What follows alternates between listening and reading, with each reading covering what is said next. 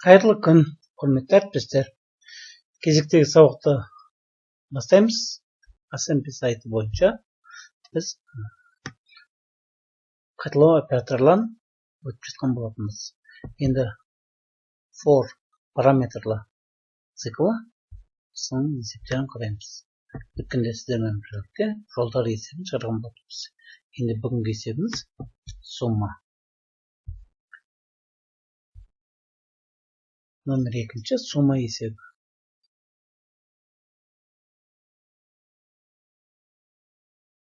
Есептің шарты бойынша оқып шықсақ,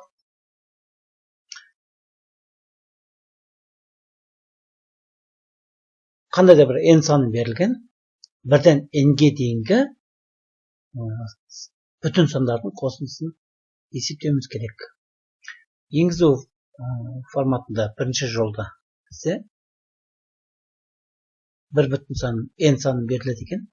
Абсолюттік мәні 10-ның 4-ші дәрежесінен, яғни 10-ға дейін. Енді бір жолда біз не шығаруымыз керек? Осы бірден n-ге дейінгі сандардың қосындысын шығаруымыз керек. For операторын пайдалануымыз қажет, иә? Қараңыздар. Есептің шығарудың бірінші жолы бар. Соның ішінде формуламен шығаруымызға болады, арифметикалық немесе берілген сандар бойынша қосындысын табу бойынша арифметикалық прогрессия шығаруымызға болады. Бірақ бізге шарт түрде for'ды пайдалану керек, for операторын, сондықтан қарапайым жолмен шығаратын боламыз. Оның үшін біз бастапқыда n мәнін береміз, бүтін сан. Енді қосынды, яғни сумма болады, сумманы 0 деп аламыз. Қарапайым for i in range бірден бастап n плюс 1-ге дейін дегені, яғни n плюс 1-ге дейін демек n-ді аламыз, қосыламыз. S қосынды тең 1. i болады. Сұрақ қойыңыз, print S.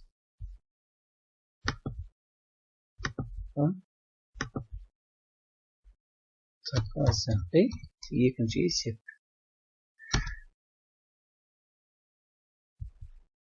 Бес берсек, 15 өте дұрыс. Енді қарап отырсаңыздар, қарапайым есеп екені бір циклдың көмегімен шығарамыз. Бірақ та бұл жерде бір есептің ішінде бірнеше нәрсе жасалған. Оны қазір біз сіздермен бірlikte көретін боламыз. Неге? Цикл аштым, циклдың ішінде мен қосындыны есептеп шықтым. Қарап отырсақ, неге жібердік есепті? Яғни орындалып жатыр. Компеллинг дейді, яғни орындалып жатыр дейді. Және бізде 5-ші тесттен қателер тұр. 3-ші тесттен неліктен? Қараймыз.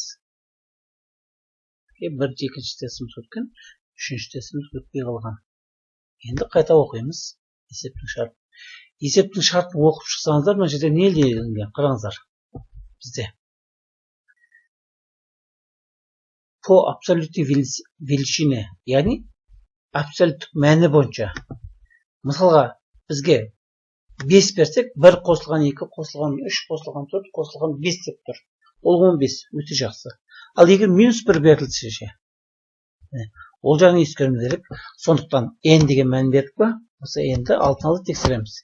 Егер n бізде 0-ден үлкен болса, онда мына әрекеттер. Ал енді біздің n-іміз 0-ден кіші болса же. If n кіші 0. Ол кезде де for операторын пайдаланамыз. For i in range-імізді енді қараймыз. n 0-ден кіші болғандықтан n-нен бастап 1-ге дейін дейміз. 1 қосылған 1. Яғни 1-ге дейін болғаннан кейін біз 1-ді қосалымыз керек. Сондықтан мына жерге 1 қосылған 1 демеймін, мен 2 деймін, 2-ге тең S қосылған тең I. Енді көрейін. Орындап.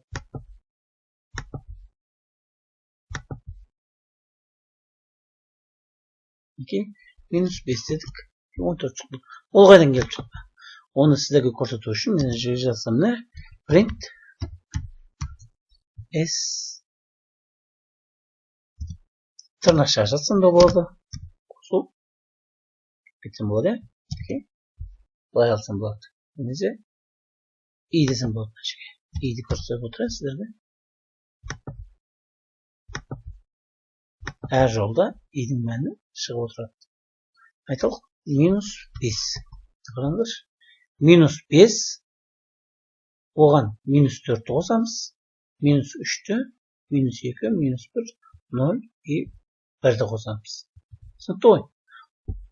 Енді осы жерде if деме, мына жерде егер мына шарт орындалмай қалса деген мәнді қоямыз. Егер деп. Енді және бір нәрсе қалып кетті бізде. Егер n-іміз elif дейміз, elif n тең 0 болса, ол кезде біз не істейміз? Print 0 қосылған 1. Бір кетен ғой. Осыны шығаруымыз керек. S тең 0 деп 1 деп аламыз, осы мәнді қараңыздар.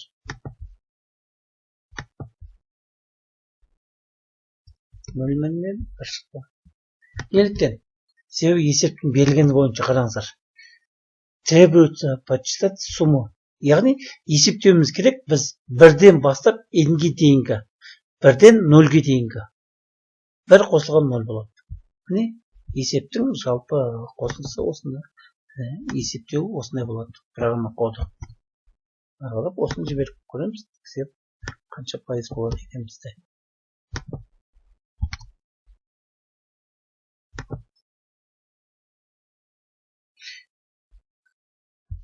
Бір есепті бірінші түрмен шығаруға болады мен. Яғни формуланың көмегімен де шығаруға болады. Біз енді қарапайым есептеуді алдық. Циклді қайталау арқылы. Так, үшінші тестті қате дейді. Неліктен қате дейді? Көреміз, S-тен 0 кіші.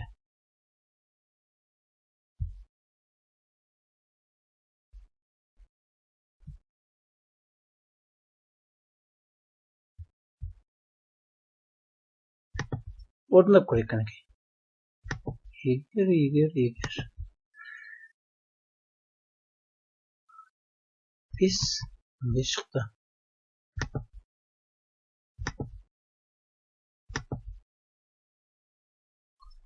Бір десек, бір шықты дұрыс. Сәмбе көрейік. -1 десек. Мен мына жерде сіздерге көрсетсем деп жаңа жерге берілген print деген операторым кетіп қалыпты, мына жерде. Тексеріп сұрайын. Себебі тексерем деп дұрыс жазып жіберіппін.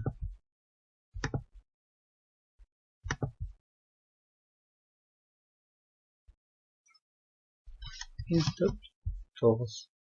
Бірақ сан шығу алдындағы аралық шамалар шықпау керек екен. Ескеретін боламыз ендігер. Әртүрлі жағдайларды көруіміз керек. Бұл бізге сабақ болды бір жағынан.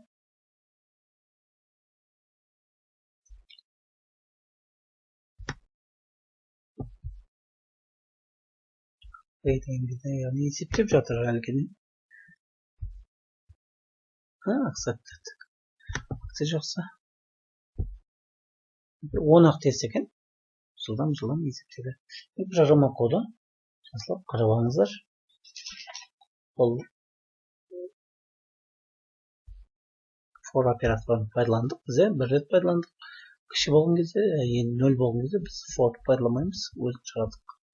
Мына жерлерді жақсылап есептің берілуін және шарттағы дұрыс қосаңыздар, программа шығару керек. Так, келесі есеп енді уравнение теңдеу. Так, шартын дұрыстап оқып шығамыз.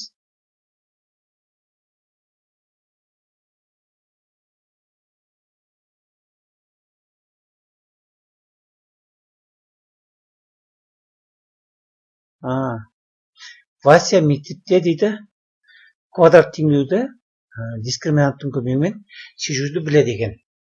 Яғни дискриминант табылады, кейін x1-ді x2 табылады. немесе жаңа дискриминант нөлден үлкен болған жағдайда, нөлден кіші болған жағдайда және нөлге тең болған жағдайда қарау керек екен. Ал енді петя дейді оған кубтық теңдеуді үйреткен. Яғни ax квадрат емес, ax куб қосылған vx квадрат қосылған cx қосылған d тең 0 деген теңдеу берілген. Осының ішіндегі формуланы берген, бірақ Вася бұл форманы ұмытып қалыпты. Енді сондықтан петя дейді, бұны шығарған кезде дейді, бірнеше есеп берілген ғой факультативті. Осы формуланы пайдалануды формуласын ұмытып қалған, сондықтан бірнеше есепті шығарып отыру үшін оған берілген мәндерді есептеу қажет. Ал енді есептер көп болғандықтан ол барлығын программа құрып, сол программаның көмегінде есептеп шығуымыз керек екен. Бізден сұранып отыр көмектесуді. Және бір айта кететін нәрсе, ол жердегі мына есептің мәні, x-тің мәндері бірнеше болуы мүмкін, бір мән болуы мүмкін, екеу, үшеу болуы мүмкін, немесе бірнеше болып көп болуы мүмкін. Осы кездегі барлық x-тің мәндерін шығару керек. Және бір ескеретін нәрсе, оны x-тің мәндері -100-ден 100-ге дейінгі аралықта жатыр екен. Және енгізу форматында бізде бір жолда 4 сан берілген, 4 бүтін сан, A, B, C, D. A, B, C, D бүтін сандар. Және әрбір бұлар коэффициент болып келеді. Мына жердегі коэффициенттер x кубтың алдында квадрат және x бірінші дәрежесіндегі. Және олардың мәні 32 мыңнан артпау керек. Және A 0-ге тең болмау керек екен. Ал осыған енді программа құрамыз. Бірінші ойланып көріңіздер, қалай құруымызға болады. Немесе кубтық теңдеудің формуласын білесіздер ма? Осы кубтық теңдеудің формуласын пайдалануымызға болады екен, егер білетін болсақ. Ал егер білмейтін болсақ, ол кезде біз не істейміз? Мына цикл ашып, x-тің мәнін -100-ден 100-ге дейін деп алсақ болады ғой. Осындай қылып біз қарапайым жолын алайық. A, B берілген сандар және D 4 сан берілген map модулін пайдаланып input map функциясын. Ары қарап мен қарапайым істеймін. For-лансам x in range бастапқы мәні қанша болады менде? Бастапқы мәні -100-ден бастап 100-ге дейін. Енді 100-ге дейін болғанда 99 болады, сондықтан мен 101-де боламын. 100-ді қоса алуым керек болғандықтан. Енді қандай да бір нені аламын. Мынаны теңдеуді мен формула аламын. Мысалға S-те болсам да болады, S тең A көбейту x көбейту 3 десем болады. Немесе білмейтін болсақ, былай жазсақ болады. Екеуі бірдей. По операторын пайдалансақ та болады бұл жерде. Енді қарапайым жолын көрсен сіздерге бірінші. Қосылған b көбейту x көбейту x қосылған c көбейту x қосылған d. Мінекей есептеп алдым. Енді есептеп алған нәрсем, егер дейді s тең 0 болса, s-тің мәні 0-ге тең болса, теңдік орындалса, ол кезде мен осыны шығарып отырамын. Print деймін. X. Енді орындап көрейін.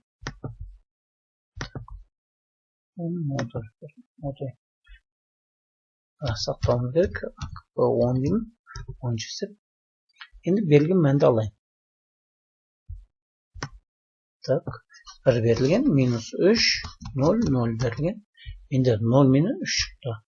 Қараймын, 0 мені 3. Ал енді менде қарап отырсаңыз, әр жолға шықты. Жақсы, екінші есепті көрейін. Так, мына жерге мен сеп операцияны пайдалануға болады. Сеп тең. N тең. Болды. Алдық. Екінші мәнді тексереміз. 3 минус 15, 18 және 0. Міне, үшеу қадашық 0, 2, 3. Так, мына екіншіден 0, 2, 3. Келесінде тексеріп көрейін енді. Шurada. Берілетін мән 1, минус 7, минус 33, 135. Минус 5, 3, 8. Міне, бұл жерде шексіз көп мән болуы да мүмкін, сол жағын қарауымыз керек.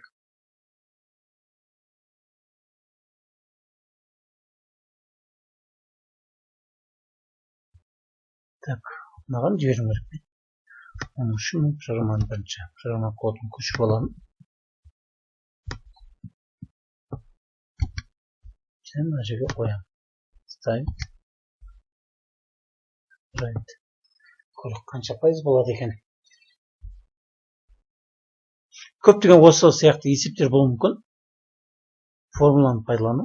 Сіздер осы формуланы қарапайым түрде жазып салсаңыздар болады.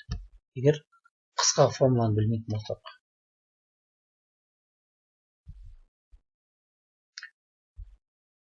Мына шықты. Яғни 0,1031 секундта 12 тест екен.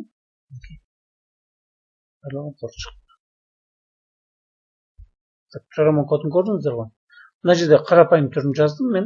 Немесе for функциясын пайдалансаңыздар да болады. Немесе дәреже көтеруді қолдансаңыздар да болады.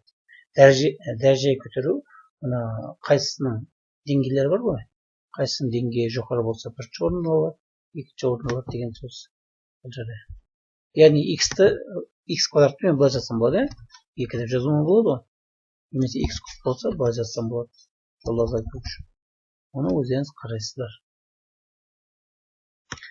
Енді келесі есеп бізде оттепел. Немесе жылыну дейміз ба? Так, бірінші есептің шартын оқып алайық.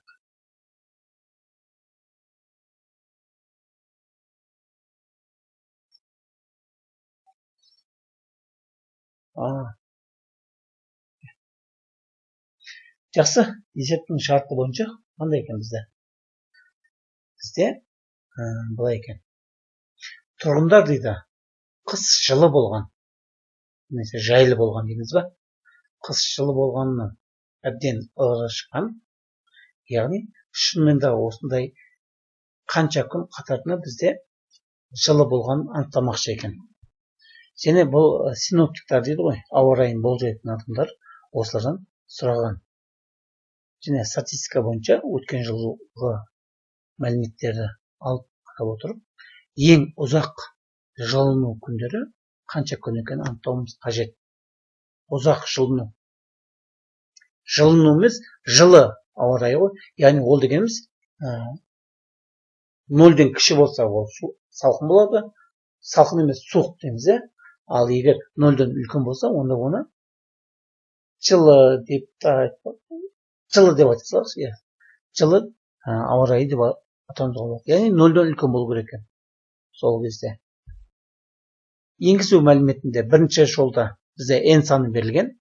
Қанша күнді біз қарастырмақшымыз. Және келесіде n-нің мәні 1 мен 100-дің арасында болу керек екен. Келесі жолда бізде n бүтін сан берілген. Мынау тізім. Осы n күндегі ауа райының температурасы. Осыған қарап отырып, қанша күн жылу болғанын анықтауымыз керек. Жыл деген 0-ден үлкен температураны анықтаймыз. Мысалы, мына берілген бірінші жағдайда біреу, мына жерде мінекей 0-ден үлкен, ал мына жерде екеу. Демек 2 деп шығаруымыз керек. Екінші жолда бірінші күн жылы, екінші күн, үшінші күн и төртінші күн. Қатары 4 күн 0-ден үлкен болғандықтан бізде осы 4 деген мәнді шығаруымыз керек.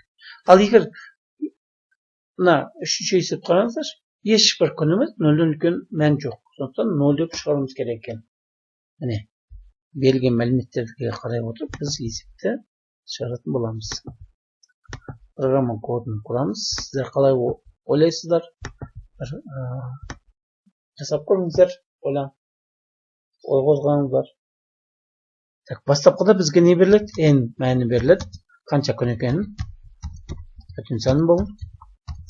Ескеріңіздер. Келесі жолда, мысалға күн деп алуымызға болады. Күн бұл біздің не? Тізімде болайық, лист деп. Так, map оператор функциясын пайдаланамыз.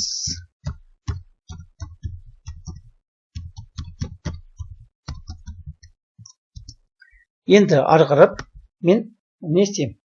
Бастапқыда күндер санауым керек, ұзақ күндерді. 0. Және осы жерде максимум деп алсам бола ма? Мақұл. Алсам да болады, алмасам да болады. Оны әрқайсысын жеке-жеке тексеріп тұрайын. Жақсы. For деймін. Так, i-дің мәнін range мен толық пайдаланайын. Так, n-ге дейін. i-ін деген қалып кетті мына жерде. n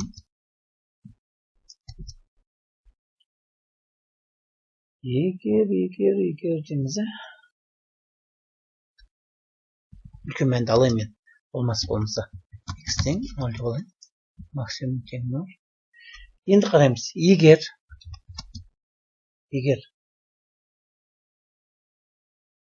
так күн i-дің мәні үлкен болса 0-ден ол кезде не істеймін мен? Ол кезде s-ке 1-ді қосам. Және s-ті тексеріп отырамын. Егер s-дің мәні максимумнан үлкен болса, максимум деген ұзақырақ қой менде. Осы максимумды теңе боламын, максимум тең s тең. Ал егер үлкен болмаса, мына жерде 0-ден үлкен болмаса, ауа райының температурасы else деймін.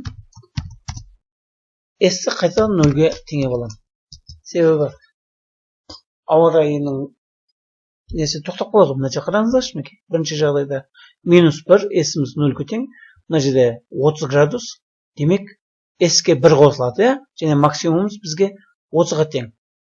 Келесі, егер дейді, максимумымыз 1-ге тең. Мына жерде.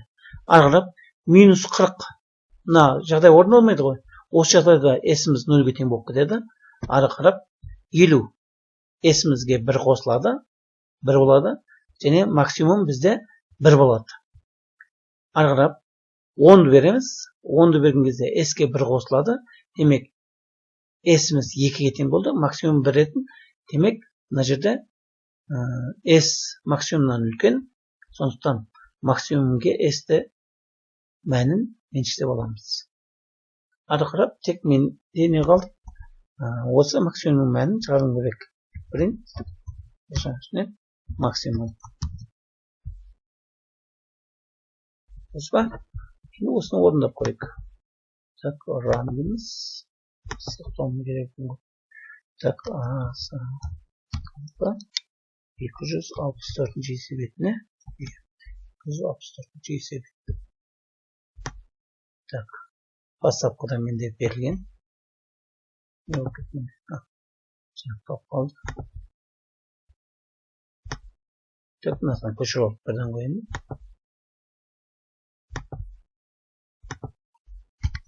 Қойдым. 2. Екінші мәнді көрейін.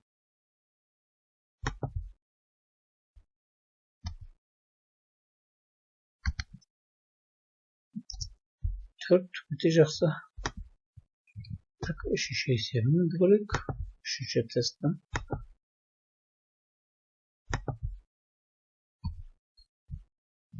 Әрқайсысын жеке-жеке жазғанымыз бізге қолайлы.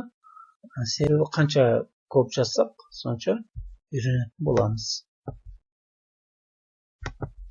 Дайын формула, дайын функцияны пайдаланып кетсек, ол кезде біз үйренбей қаламыз. Сондықтан біз жеке-жеке әрқайсысын әрбір жолды жеке-жеке жазып үйренгеніміз дұрыс. Дәптерлеріңізге де сіздер әдемілеп жазып алыңыздар. Так, енді болды, тексердік, 3 тесттен де өтті. Егер ар жағында бір басқаша бір күрделі тесттер болмаса. Енді автордың тесттері қандай екен? Шеріп көрейік. Автордың тесттарынан өтер ме екен? 17% есеп екен. Accepted. Бірден өтті. Так, қанша тест бізде? Есептің тесттің саны 20 екен. Міне, бүгінге осы 3 есепті алдық. 3 есепті талдап шықтық. Егер түсінбей жатқан сұрақтарыңыз болса, қойсаңыздар болады. Енді көптеген жағдайда мына жерде дайын функциялар бар. Соларды пайдалансақ та болады. Біз алдыңғы есептерде сол функцияларды пайдаланып, сумма деген немесе жаңағы қосынды енгізу немесе тізбектерді бір жолмен енгізуіміз де болады. Бірақ біз мына for операторын, параметрлі операторды пайдаланып жатқандықтан біз әрбір жолды жеке-жеке үйренуіміз қажет. Сұрақтар болса, сұрақтар жоқ болса, онда жақсы, сау болыңыздар. Келесі кездескенше әрбір есепті талдап, өздеріңіз мәндерді беріп көріңіздер. Сау болыңыздар.